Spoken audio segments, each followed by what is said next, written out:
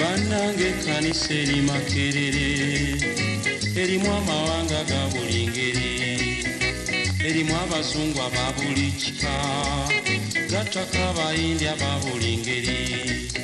Nze naliŋŋaanya okuva gye nsoma, naye mu eno ekkanisa nja kuyingira.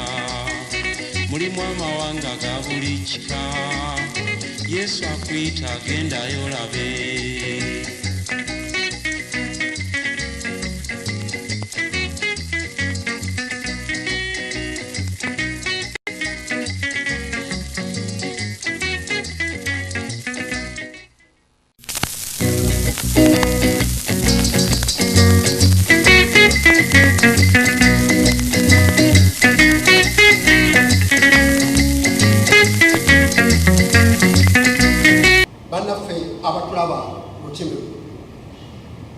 Eno MAKERERE Full Gospel Church, Ennyimba Ez'Enjiri Ey'Amaanyi. Bugudde era abasinga obungi bano mu Uganda gye baakazaako erinnya mu Swahili erya Mungu mwema. Bano bwe mulaba wano be baana ba Katonda nga tuzze okubayimbira ennyimba ezo zitwayimbanga edda era ne kaakano nga tukyaziyimba eziyitibwa ez'Abugudde. Ennyimba zino twaziyimbanga mu myaka gy'enkaaga, myaka gy'ensanvu n'emyaka gy'ekinaana. Naye emyaka gy'ekyenda bwe gyatuuka n'emyaka gy'enkumi gye tulimu, ennyimba zino ne zigenda nga zizimeera, ne zigenda nga ziggwamu amaanyi. Naye okutuusa Katonda, Omwoyo wa Katonda bw'atukyalidde n'atugumya n'atuzzaamu amaanyi, ennyimba zino tuziddemu tuziyimbe nga bwe zaali era ng'ogenda okuziwulira. Oluyimbanga gugudde, omugugu gw'enyini gugudde. Oluyimbanga ye mulungi Katonda wange. Naawe abadde tazimanyi ozitegeere era ofune ekinyegenyege ekyokuziyiga n'okuziyimba. Omwanjuzi wa pulogulaamu eno era abanjuzi ba pulogulaamu eno siri nzekka, ndi ne munnange mukyala Robina Mayanja gwe tuteeseteese naye pulogulaamu eno naye ayogereko gye muli. Mukama mulungi. Haleluya!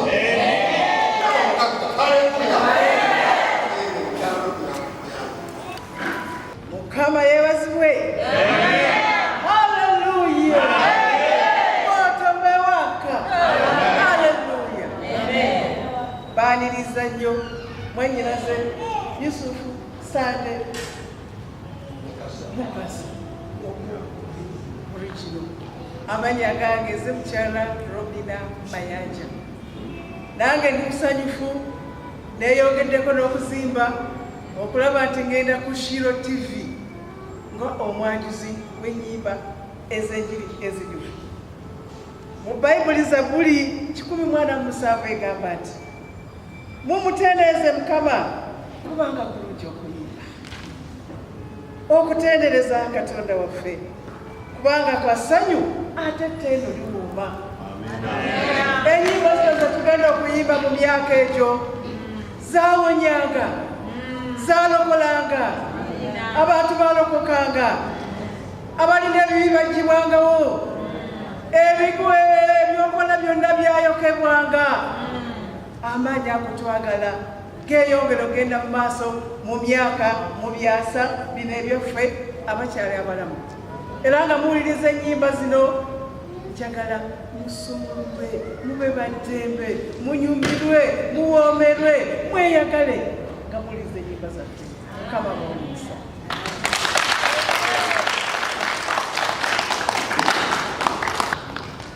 N'olw'ensonga eyo n'amaanyi mangi Katuyimirire tusokere tuyimbire mu maaso ga Katonda oluyimba oluyitibwa Gugudde.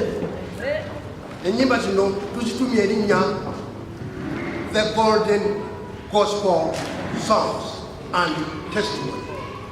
Mwebale nnyo Gugudde nga bano baluyimba edda mu myaka gy'enkaaga n'emyaka gy'ensatu n'emyaka gy'ekinaana bwe tutyo bwe tugenda okuluyimba. Haleluya.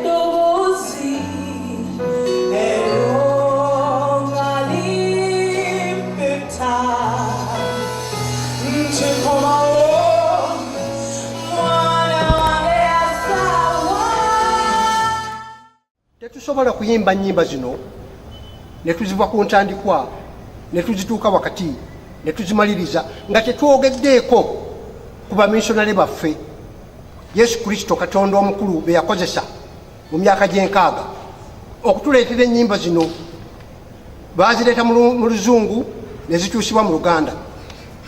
Njagala okusaba muganda wange omukadde w'ekkanisa Charles Sesanga ayogere ku nnyimba zino mu butono nnyo nga tutunaba kubayimbira luyimba olugamba nti omugugu naguleka. Engeri ennyimba zino gyatutuukako tuweereko obujulizi nga otubuulira abamissionary omulimu gwe baakola. As you've just been told, my names are Sesanga Christian Charles, and I function as church elder in our MAKERERE Full Gospel Church.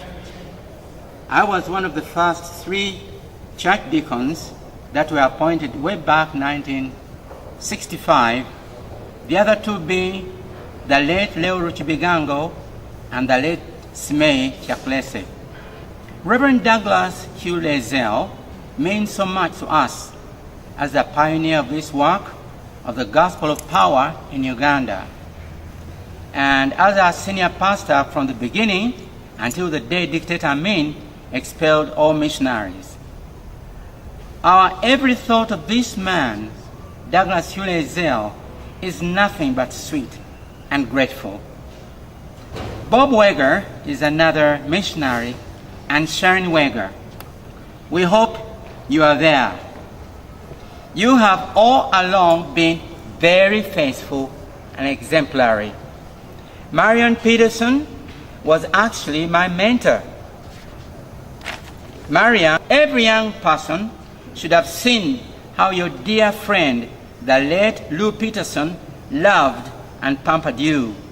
You are a perfect example of the joy of youth in marriage.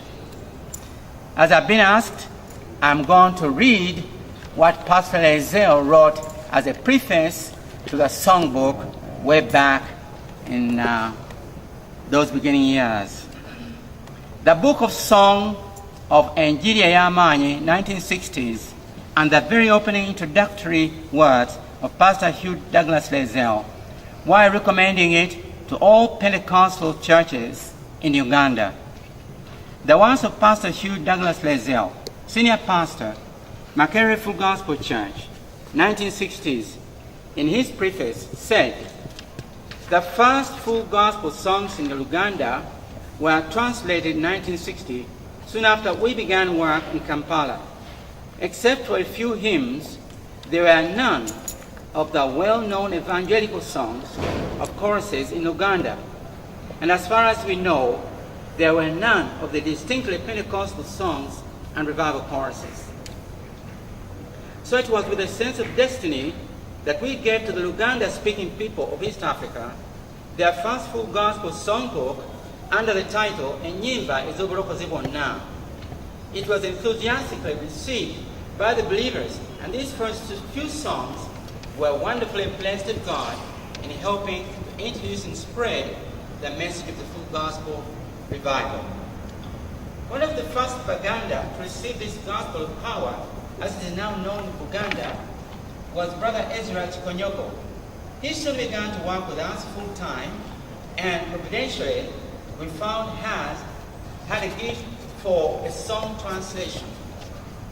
With his invaluable assistance, our missionaries were able to publish a second and slightly larger book in 1962.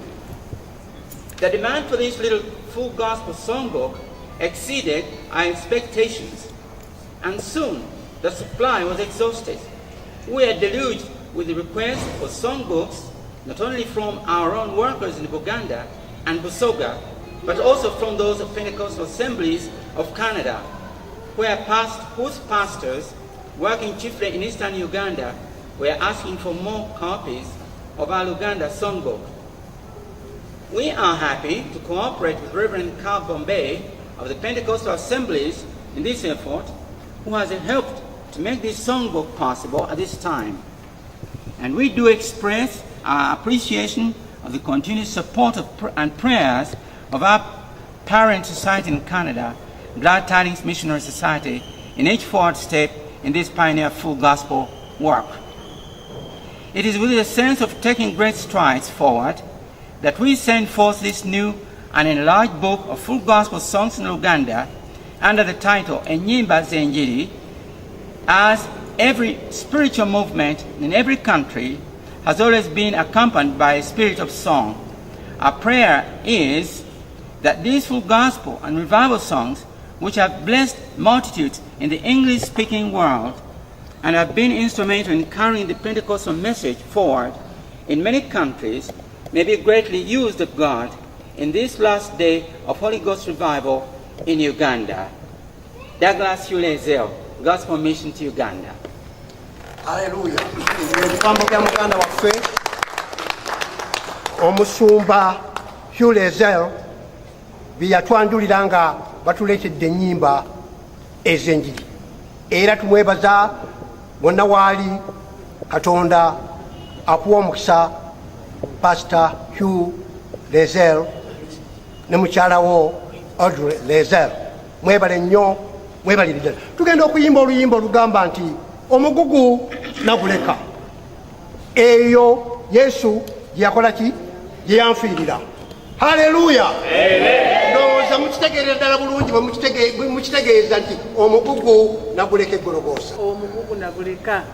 Omugugu gwe twaleka gwe mugugu gw'obutamiivu, omugugu gw'obubbi, omugugu gw'obunyomi, amamalaaya, gwe yonna emigugu twagireka kati tuli baddembe. Haleluya! omugugu gwagwa. Hallelujah. Hallelujah. Amen. Amen.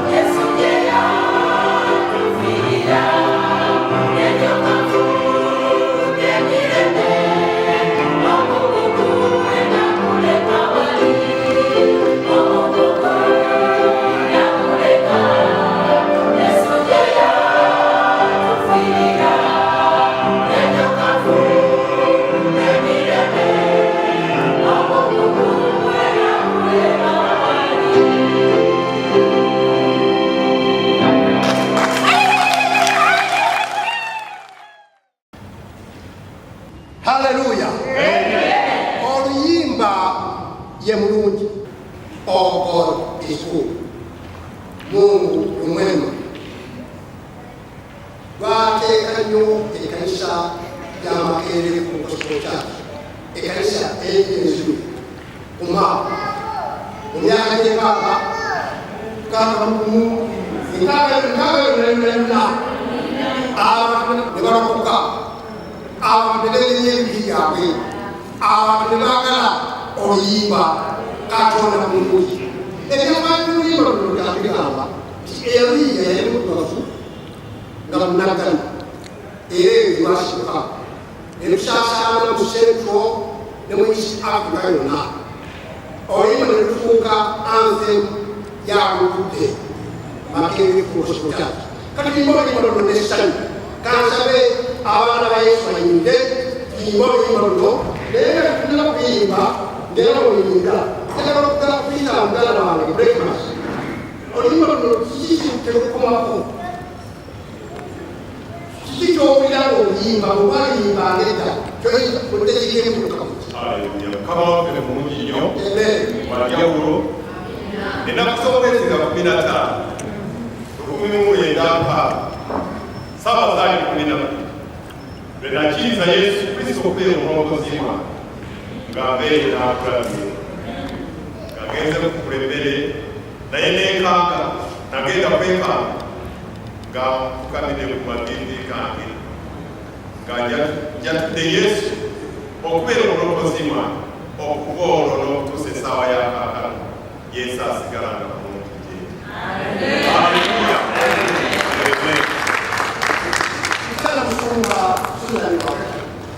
Oluyimba luno namwe lwaluyimbaganye mu bitundu by'Amasaka eyo Yesu alokola ng'awonya.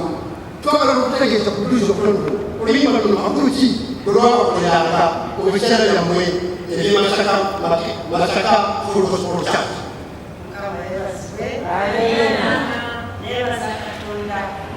Oluyimba luno lwali lw'amaanyi nnyo nnyo nnyo eri obulamu bwange. Nalukakanga mu 3 n'emyaka 10. Nenvubukira mu bulokole nga naye we tuyimba tubuuka tusanyuka kubanga mulungi atukoledde ebikulu.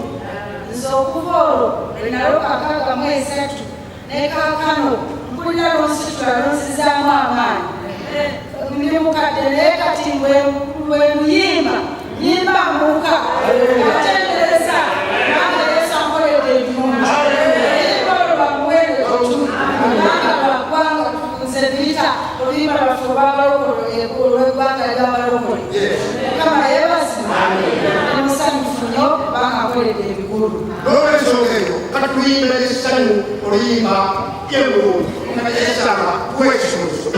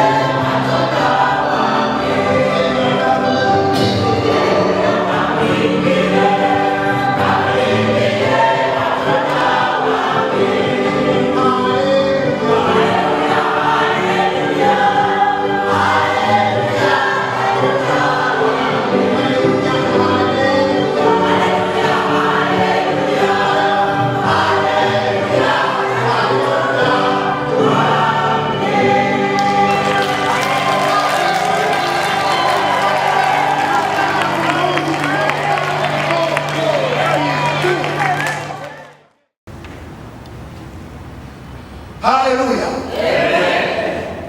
Oluyimba nsanyukira mu bulamu bwange ng'ali mwoyo ayinza byonna.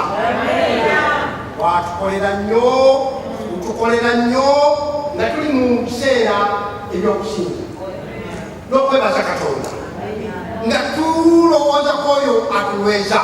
Tutuka ku kolasi ne tugamba nti nywera nywera oba kufa kufa nywera mu Yesu. Njagala okuyita omusumba wange, omusumba waffe Pastor HUGH. Twagala otuwulire kiki ky'owulira mu luyimba luno ng'oluyinge ng'owulira nga Yesu akunyweza ate mu kiseera kye kimu nga mw'osanyukira. Pastor Mike.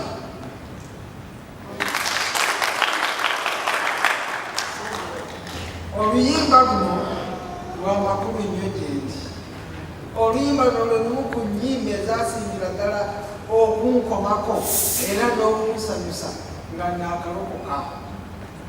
Oluyimba luno lulimu ate ekitundu ekigamba nti kintu ki ekiyinza okuntiisa nga ndi mwoyo ayinza byonna. Ate ne kolasi yaakwo egamba nti nywera n'onywerera mu Yesu obulamu bwo bwonna n'olaba nga busanyusibwa. Kale oluyimba olwo lulina amakulu mangi nnyo era gendaba nga Yesu akakula mu bulamu bwaffe. Era nzikiriza ekyo kyekyalesera Pawulo okugamba nti kiki ekiyinza okunjawukanya n'okwagala kwa Kristo okuli okwagala kwa Katonda okuli Kristo Yesu. Mulaba nnaku njala ebitaweerere ebintu ebiriwo oba ebyo ebigenda okujja nga ku byonna byonna tewali kiyinza.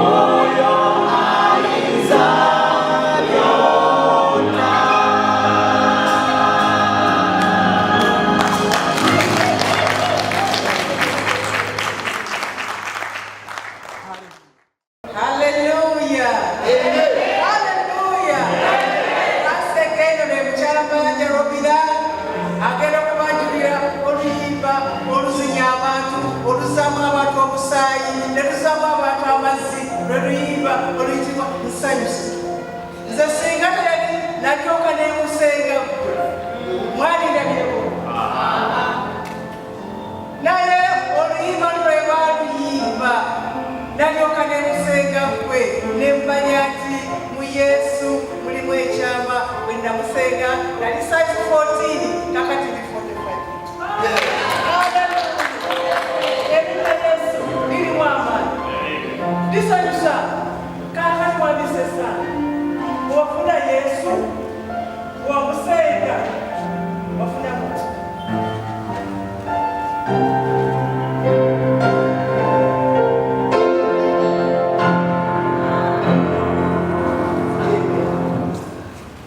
Ekigambo kye nafuna nga nzize eri Yesu oba nkozese lulimi ki okukibannyonnyola kibayingire, naye njagala okusooka okusoomooza Sitaani n'okusoomooza bonna abatandenjagaliza okulokoka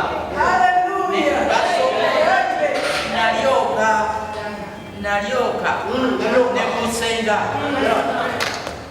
Bwe tuyimba akayimba ako emirundi mingi batugamba nti ezo ennyimba ziziika bafu, naye obujulizi bwe nnina omufu mu nze twamuziika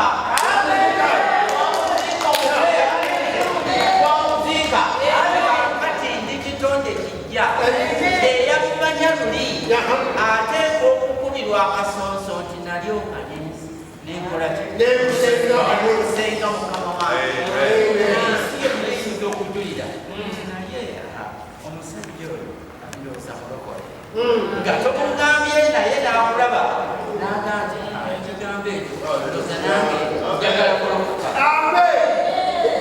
Nze mbeera wampeewo wano walaba n'andyagadde omuntu yenna atamanyi bulokozi ajje ewange mwanirize mumuwulire nga bwe nalokoka ate mutegeeze nga naye bw'asobola okulokoka. Kintu kya ssanyu kya bujulizi kiyinza okuntwalira munaku kujjako mukyali kutegeeza ebikwatako.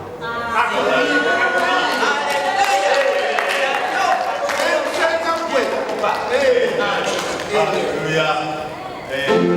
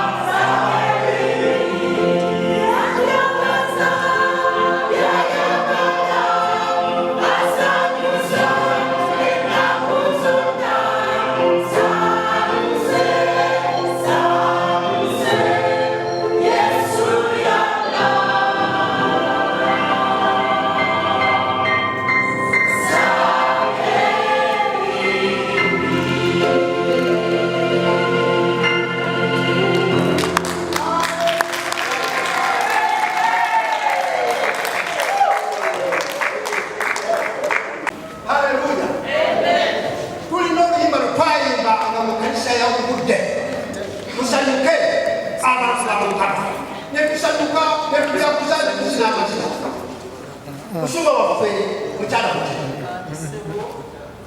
ekinyero gwe mukyala n'obuliza mutebi mukomusumba ate nga nawe omusumba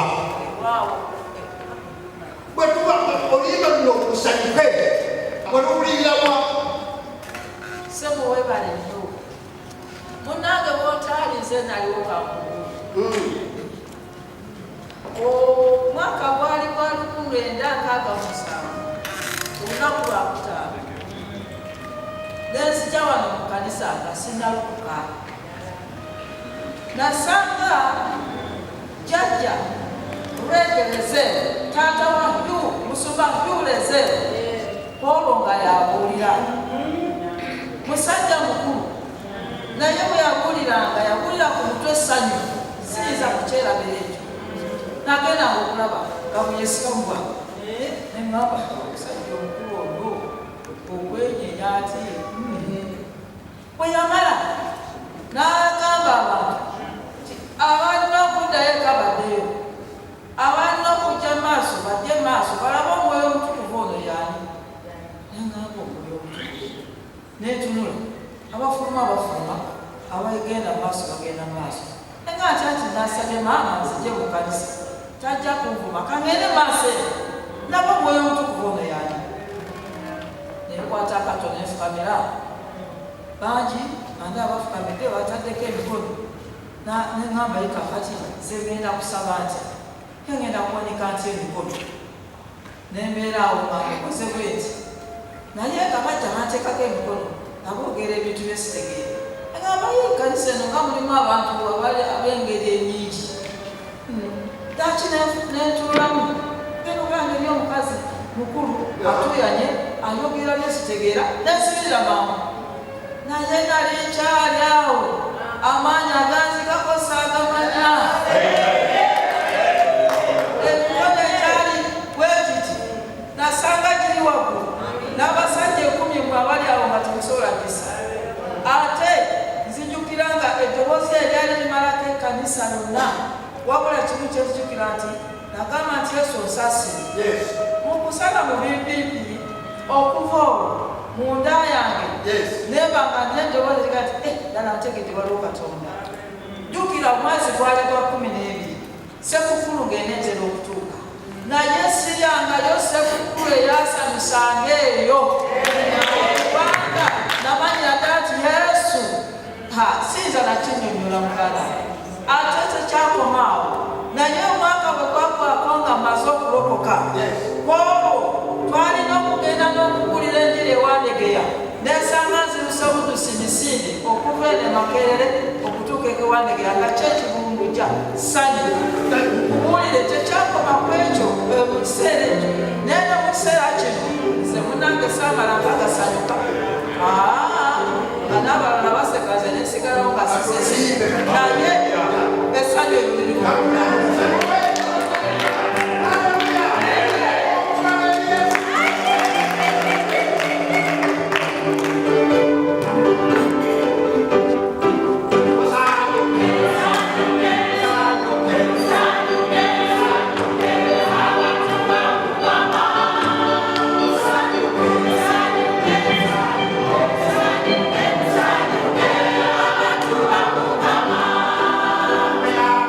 Yeah.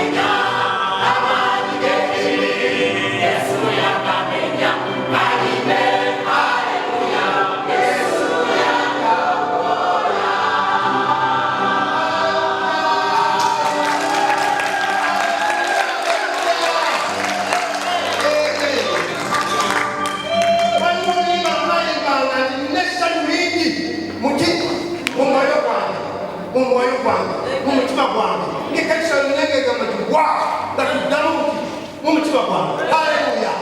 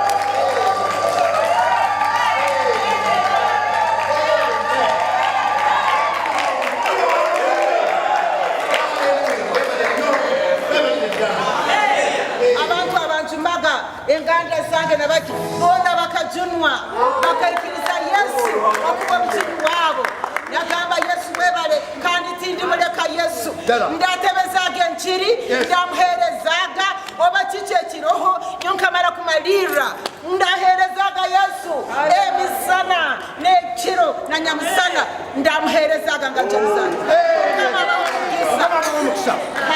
Haleluya. Bayibuli egamba nti kubanga Katonda bwe yayagala ensi bw'atyo n'okuwaayo n'awaayo omwana w'omu bw'ati buli muntu yenna amukkiriza alimu okubula. Ekyo kiri mu Yokaana essula 3 n'olunyiriri lwa 16. Bwe munnaffe oli otya walokoka okuva mu bibi byo, oyagala essanyu, oyagala okulokolebwa. Kampita omusumba Jothamu Mutego akusabire awelinga olaba olutimbe lwa TV olokoke era okkirize Yesu. Amen. Kale katusabe. Katonda affe omulungi ennyo, Katonda affe gwe omwagalwa, Katonda ayagala abantu bonna okulokoka n'okutuukira ddala ku kumanya amazima. Nkwebaza nnyo olw'abantu bonna abatulaba, olw'abantu bonna abawulira ekigambo kino, era olw'abantu bonna abawuliriza ennyimba zino ezibadde ziyimbibwa n'obujulizi bwonna obuweereddwa Mukama mbakwebaliza era nkwebaza olwa TV eno. Katonda ffe omulungi gwatunula munda mu mitima gy'abantu n'omanya bwe bali ne bye bayayaanira, era Katonda gwe asobola okuggyawo ennaku, asobola okuggyawo ekibi, asobola okuggyawo buli kintu kyonna ekitali kirungi mu bulamu bw'omuntu. Katonda wange nsaba ekyo kikolera abantu bano. Katonda ffe gwe ng'omukono gw'omanyi gugoloddwa eri abantu bano Mukama, era omwoyo wange afukiddwa okukoma ku buli mutima gwa muntu awulira, okukoma ku buli mutima gwa muntu alaba. Katonda ffe omulungi lokola. Katonda ffe gwe omuwonya wonya. Katonda ffe gwe asumulula abasajjwa. Era ndagira mu linnya lya Yesu Kristo oyo omwana wa Katonda omulamu, era mu maanyi gano ge yatuwa, ndagira buli muzimu gwonna ogusiisidde mu bantu abalaba, ogusiisidde mu bantu abawulira ebigambo bino, okuvaawo kaakano mu linnya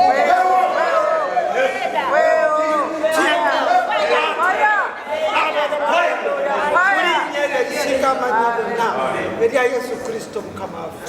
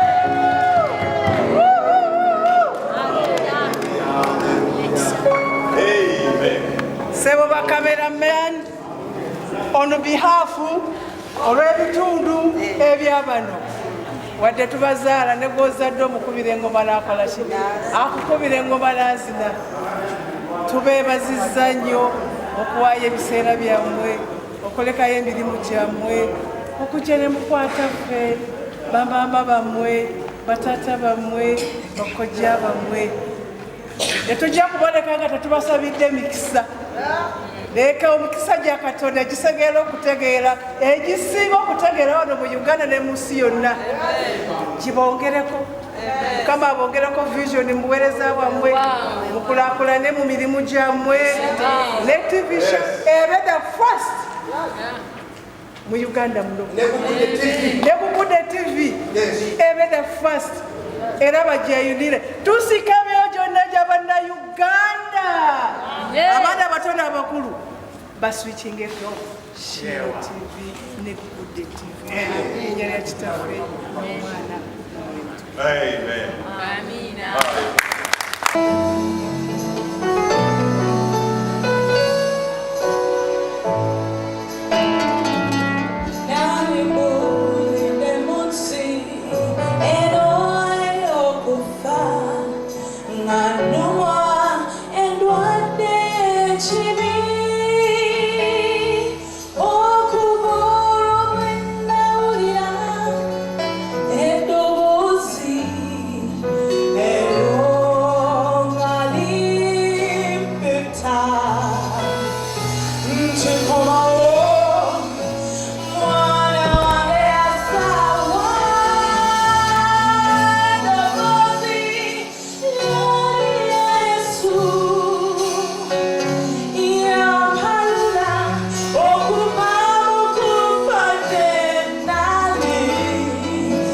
Sonny,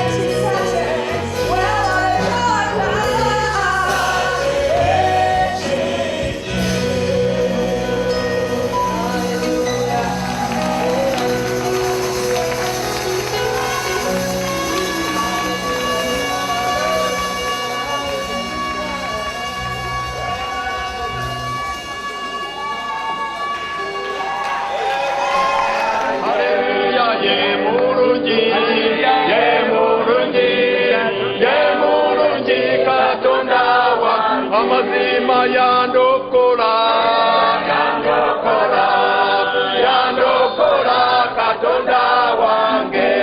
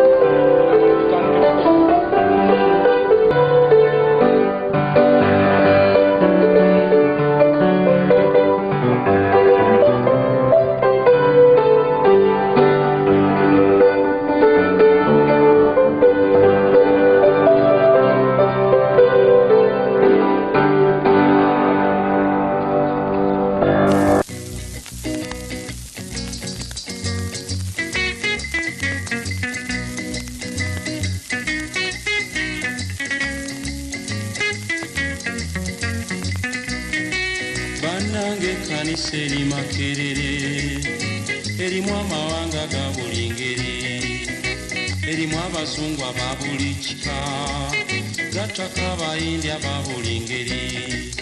Nze naliŋŋaanya okuva gye nsoma, naye mweno ekkanisa nja kuyingira. Mulimu amawanga ga buli kika, Yesu akuyita agendayo olabe.